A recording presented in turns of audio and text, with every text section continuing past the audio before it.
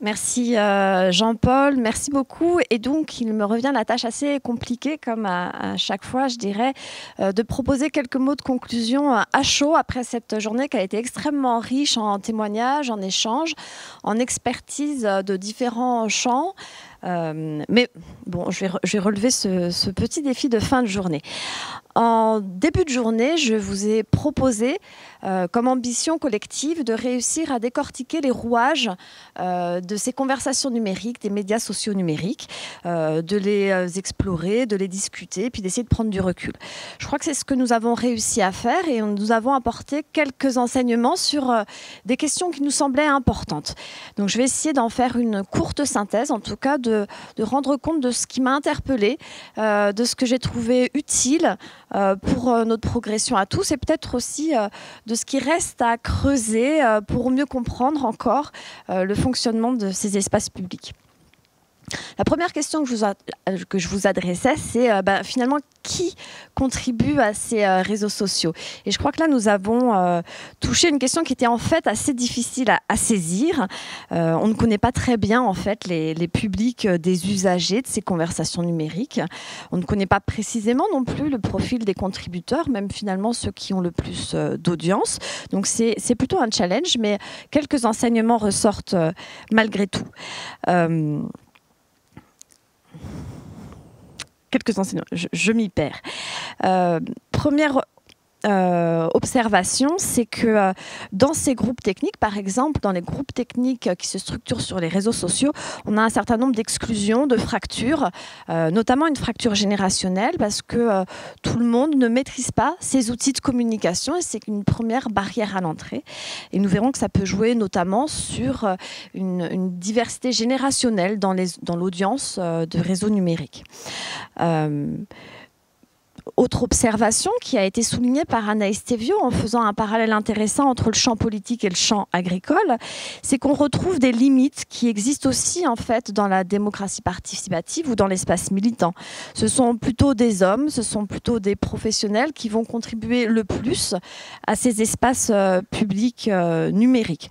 Malgré tout, il semble qu'on ait une tendance à la diversification des profils des intervenants avec notamment de plus en plus de femmes qui postent des vidéos, des photos ou qui contribuent. Alors, faut-il des dispositions particulières pour contribuer? Finalement, c'est un sujet qu'on n'a pas abordé tant que ça, pas frontalement.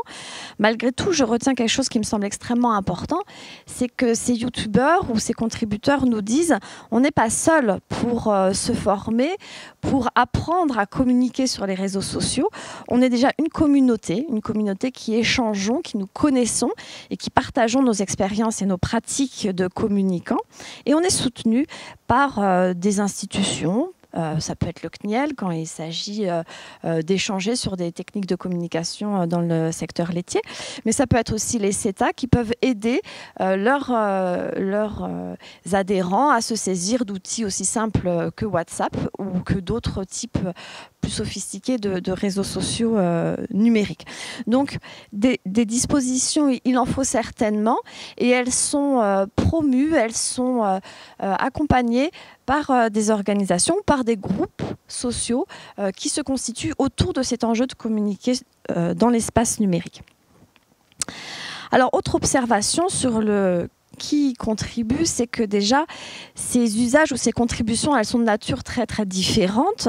Elles vont de posts de vidéos montées, sophistiquées, à des likes, à des retweets. Et puis, je dirais que la plupart des usagers de ces réseaux sociaux numériques sont des gens qui écoutent, qui regardent, sans nécessairement poster ou communiquer leur opinion, leur avis. Et du coup, ça m'amène à vous proposer de prendre une certaine précaution avec les termes que j'ai moi-même employés en début de journée. Je vous ai dit, on va travailler sur des conversations numériques. Parler de conversation numérique, ça amène à imaginer que nous sommes dans un échange relativement équilibré les uns avec les autres. Étienne Fourmont poste une vidéo, je lui réponds, chacun lui répondrait, peut-être de manière vidéo d'ailleurs. Non, c'est très très loin d'être ça. S'il y a une conversation numérique, elle est quand même très particulière, avec un déséquilibre majeur entre ceux qui prennent la parole et ceux qui écoutent, entre les contributeurs et leur audience. Donc ça, c'est un enseignement important qui m'amène à proposer un peu de changer également les mots avec lesquels on décrit et on parle de ce qui se joue sur les réseaux numériques. Donc, qui contribue ou qui est présent sur ces réseaux numériques? Dernière observation intéressante, quand on parle d'audience, on parle beaucoup de jeunesse, on parle de pairs, de proches, on parle de communautés qui se ressemblent et de communautés jeunes. Et je vais y revenir un peu plus tard. Une deuxième question que je nous adressais collectivement en début de journée, c'est est-ce que ces réseaux sociaux recomposent les dynamiques professionnelles? Est-ce qu'on assiste à des recompositions sociales? Et comment ça se structure tout ça? Alors là, les constats partagés aujourd'hui sont plutôt nuancés. D'abord, une expression très claire de beaucoup de nos contributeurs a été de dire l'enjeu de ces contributions numériques, c'est de dépasser le filtre médiatique, c'est de dépasser les intermédiations institutionnelles. Donc, c'est de déconstruire tout un système d'intermédiation dans lequel on est pris les uns et les autres dans des structures plus habituelles de dialogue. Pour autant, bien vite, on a beaucoup nuancé ce propos pour montrer une très forte imbrication, une forte articulation entre des scènes numériques et des scènes institutionnelles ou le rôle d'organisation dans toutes ces discussions. Par exemple, on a bien montré ce matin que pour gagner une audience dans le grand public, les journalistes restaient des intermédiaires quasi incontournables. Il s'agissait souvent via Twitter, de capter l'audience finalement, l'écoute des journalistes, de montrer qu'on savait qu'on avait une grosse audience, qu'on était influent pour pouvoir être reconnu comme un interlocuteur pertinent, légitime par les médias traditionnels. Et c'est quand on entrait dans ce monde du média traditionnel qu'on réussissait à toucher effectivement beaucoup plus largement le grand public. Donc ces articulations, on en a montré d'autres entre des scènes plus traditionnelles et des scènes numériques.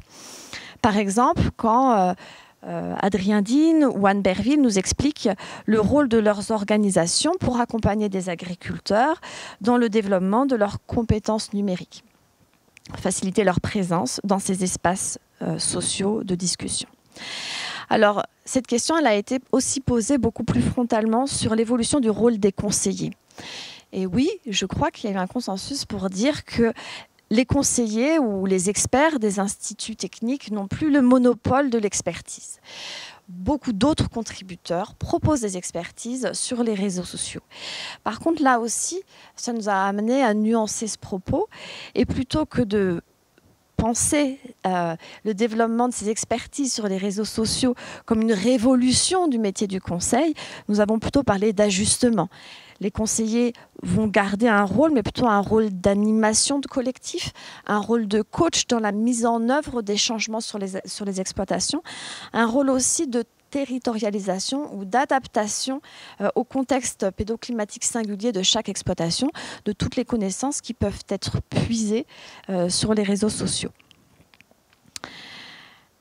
Et enfin, autre interaction assez intéressante, quand finalement Vincent Levavasseur nous explique qu'un expert qui est invité dans un réseau social porté par des agriculteurs gagne en audience et va conforter son activité d'expert et d'accompagnateur du changement chez d'autres agriculteurs. Donc on voit bien à travers ces différents échos du terrain et de l'expérience de nos invités que plus qu'une recomposition radicale, on a des ajustements qui s'opèrent entre des sphères assez traditionnelles du conseil, des organisations professionnelles, des médias et ce qui se joue sur les réseaux sociaux numériques.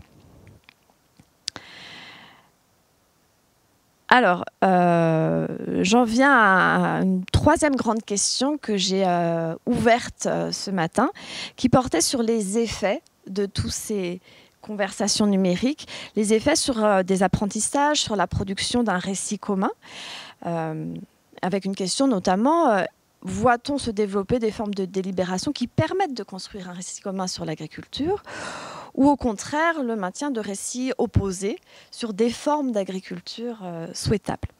Alors là aussi, c'était une question qui m'a paru assez difficile à saisir à travers nos échanges, avec d'un côté le constat que dans la communication grand public qui est menée par les agri-youtubeurs en particulier, il y avait un consensus entre les quelques youtubeurs les plus influents pour ne pas mettre en scène d'opposition interne à la profession agricole et de parler du métier dans sa diversité sans renforcer des oppositions ou des débats internes qui pourraient exister. Mais nous avons vu aussi cet après-midi d'autres attitudes, notamment plus militantes, où par exemple l'enjeu de Vers de Terre Production, c'est bien de promouvoir un modèle technique en agriculture, autour de l'agriculture de conservation des sols.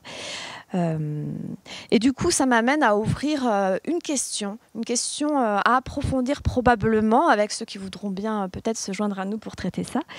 C'est la question de la diversité des attitudes des contributeurs aux réseaux sociaux numériques autour de cet enjeu, de montrer ou non la diversité, de faire valoir dans une arène publique les débats qui traversent les mondes agricoles. Comprendre donc la diversité des attitudes, mais comprendre aussi leurs effets sur la construction des opinions, sur la construction des jugements de la part des agriculteurs, de la part de l'audience qui suit ces youtubeurs ou ces plateformes de production de contenu agricole. Alors malgré tout, quelques enseignements qui me semblent notables, transversaux sur ce que produisent en fait ces contributions numériques. Alors j'ai noté avec grand plaisir que ce matin on a parlé énormément de bienveillance, alors que la plupart des agriculteurs qui s'investissent dans ces réseaux numériques le font pour essayer de déconstruire la défiance qu'ils perçoivent du point de vue du grand public, pour déconstruire ou pour lutter contre des critiques qu'ils ressentent vis-à-vis de leur métier. On voit qu'ils parviennent, en construisant une proximité, à casser cette défiance, que ça fonctionne et que les retours de leur public, de leur audience, sont généralement très bienveillants, même quand ils abordent des sujets plus difficile, plus piquant, comme dirait Jean-Paul. Et donc voilà, on a certainement quelque chose qui fonctionne en termes de création d'une proximité, de rapprochement entre les mondes agricoles et la société civile grâce à l'usage de ces réseaux sociaux numériques. Et puis je voudrais finir ces observations conclusives avec un sujet qui forcément nous concerne beaucoup ici à l'ESA, qui est celui des apprentissages. Et c'est aussi lié au fait que la question générationnelle et la question de la jeunesse, elle s'est clairement invitée dans ces rendez-vous de l'agriculture connectée. On ne les a pas construits pour les mettre particulièrement en valeur, mais cette question, elle était là. Elle était là quand on nous a dit que l'audience des youtubeurs ou l'audience des réseaux sociaux, elle était jeune. Elle était là quand Vincent Levavasseur nous dit finalement ceux qui suivent nos formations, que ceux qui visionnent nos vidéos YouTube, ce sont souvent des porteurs de projets, donc plutôt de nouveaux agriculteurs ou des entrants dans le métier. Ainsi, on a le sentiment que ces contenus numériques, ils permettent donc de mobiliser de jeunes auditeurs, de contribuer à les former ou à compléter leur formation. Et ils semblent jouer un rôle assez déterminant dans l'entrée dans le métier d'agriculteur. Et donc ça, je pense que c'est quelque chose qui doit absolument nous interpeller, nous intéresser dans un contexte où la question du renouvellement des générations en agriculteur, elle est majeure et que c'est un sujet prioritaire à traiter dans les mondes agricoles. Alors voilà, je pense qu'il y aurait énormément d'autres choses à souligner, à dire sur ce qui s'est débattu, sur ce qui s'est dit aujourd'hui. Comme le rappelait Jean-Paul à l'instant, tous ces contenus sont disponibles sur un réseau social à partir de la semaine prochaine, à peu près, sur YouTube. Donc nous nous y replongerons pour en tirer tous les enseignements nécessaires les uns et les autres. Alors, je vais évidemment prendre également le temps de remercier toutes les personnes qui ont rendu possible cet événement, parce que je crois qu'on clôt cette journée avec une grande satisfaction. La satisfaction qu'on ait pu effectivement faire de ces rendez-vous de l'agriculture connectée des véritables rendez-vous. Nous nous sommes rencontrés, même virtuellement, nous avons débattu, et ça c'est vraiment une grande satisfaction pour nous tous qui avons organisé ces journées. Et ça a été possible grâce à la contribution de beaucoup de personnes, partenaires, collègues que je voudrais vraiment citer maintenant. Donc, bien sûr, je voudrais remercier l'équipe du LARES qui a conçu la programmation de cette journée, et en particulier Caroline Mazot et Soisig Di Bianco et Frédéric Pellet pour leur implication dans toute la conception de l'événement. Un grand merci évidemment à Myriam et à l'équipe de communication qui a fait un travail assez formidable, et Jean-Paul le rappelait à juste titre, un travail de longue haleine toute cette année, puis un travail de reconception de très court terme depuis une semaine pour changer complètement le format de l'événement. Ça s'est fait sans difficulté apparente, dans la bonne humeur et l'enthousiasme, et c'était vraiment formidable. Un grand merci aussi aux collègues des services informatiques, des services multimédia et logistiques qui nous ont largement soutenus dans cette démarche. Et moi aussi, je voudrais vraiment remercier nos prestataires de longue date, Drop Production, qui a su aussi, avec beaucoup d'agilité, reconfigurer l'événement et nous aider à en faire un événement de très grande qualité. Et merci beaucoup à vous. Alors bien sûr, last but not least, un énorme merci à Jean-Paul Goutine, notre animateur, qui a une animation... Les mots me manquent. Les mots me manquent. Agile, fluide, pointu, qui a réussi à créer de la proximité virtuellement. Donc, c'était un peu tout le sujet de la journée. Donc, nous avons construit du proche sur un réseau social. Donc, vraiment, merci à toi. C'était un grand soulagement, un grand bonheur de pouvoir travailler avec une telle animation. Alors, cette journée, elle a été aussi construite grâce au concours d'un comité d'organisation dédié, dont les membres nous accompagnent pour beaucoup depuis 5 ans. Merci à eux d'avoir cette année encore contribué à la conception de l'événement et pour leur fidélité.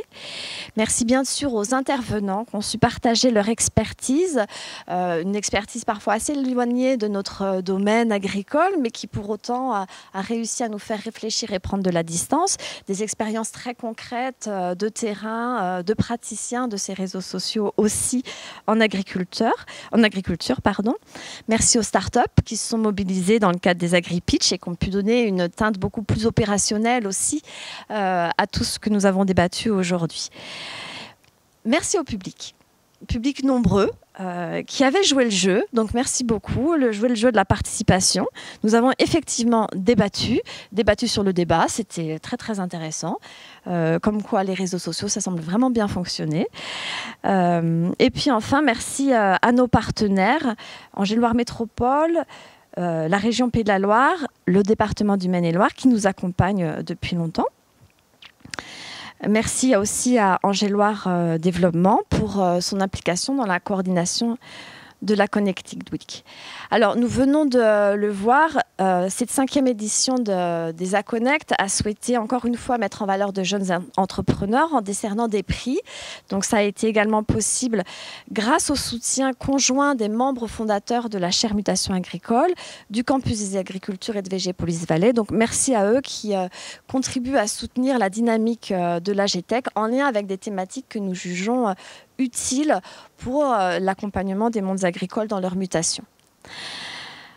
Voilà, merci encore. Les partenaires sont nombreux.